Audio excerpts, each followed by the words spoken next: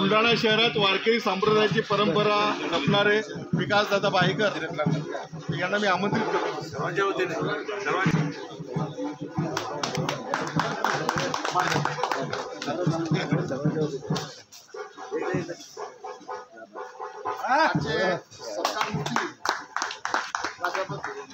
Sunil Sapkal sir आणि मंचकावरील मान्यवर त्याचबरोबर माझ्या आपल्या सर्वांच्या वतीनं सर्वप्रथम मी असल्यामुळे पाऊस येणार आणि पावसाळ्यात पण भिजणार ही एक थोडीशी संकल्पना आपण मनामध्ये ठेवली पाहिजे.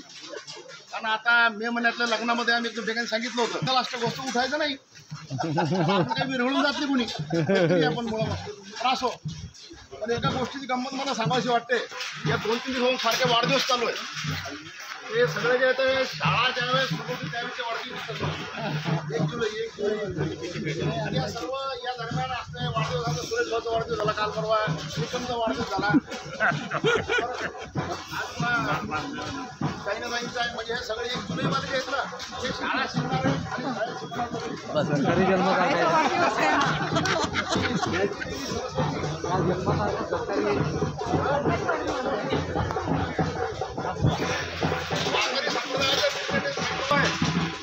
तुम्ही आपल्या प्रत्येकाच्या आत्महत्याकडे पहा.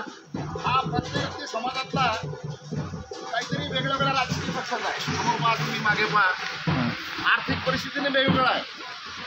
त्याचबरोबर त्या प्रत्येकाची समाजामध्ये अशा प्रकारची व्यवस्था आहे की ते वेगवेगळ्या काही ठिकाणी कॉम्पिटिशन करतात. परंतु सुनील भाऊसाठी सर्वजण एकत्र आले. आज पंढरपूरकडे चालली त्याच्यामध्ये सर्व जातीचे धर्माचे सर्व पंथाचे सर्व रंगाचे सर्व लोक जसे जातात तशा पद्धतीनं सुनील भाऊसाठी या एका ठिकाणी या परिस्थितीच्या पांडुरंगाला भेटण्यासाठी सर्वजणांना सांगतो एक आज दरवर्षी वारीचा असा प्रकार आहे.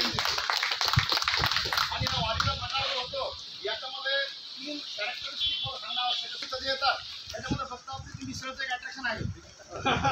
तसे मिसळला काही पैसे देऊन कुठे भेटत नाही. एक अट्रॅक्शन होतं तर सर्वजण निस्वार्थपणे सुनील भाऊसाठी आणि केशवरावच्या आमंत्रणाने या ठिकाणी येतात. आणि आजच्या काळामध्ये अशा प्रकारचा निस्वार्थ निष्ठुर आणि निरपेक्ष प्रकारचा मैत्रीचा जो सुगंध आहे हा बुलढाणा परिसरासाठी फार अभिमानाची गोष्ट आहे. आणि त्याला आम्ही जे सांभाळतो हे सुद्धा आपल्या दृष्टीनं फार मोठं एक म्हणजे आपल्या अभिमानाची गोष्ट अशी आहे. बुलढाण्यामध्ये निस्वार्थपणे काम करणाऱ्या प्रगतीसारख्या काही संस्था आहेत, वन्यजीव सोयरे आहेत. आणि मला असं वाटते कोणत्या प्रकारचं तसं इंटेन्शन न ठेवता अशा प्रकारची एक मैत्रीचं सगळं संबंध सांभाळणारी मंडळी या ठिकाणी आहे. त्यातून हा एक प्रकार जो आहे फक्त याला एक आपल्याला कार्यक्रम असा करावा लागतो.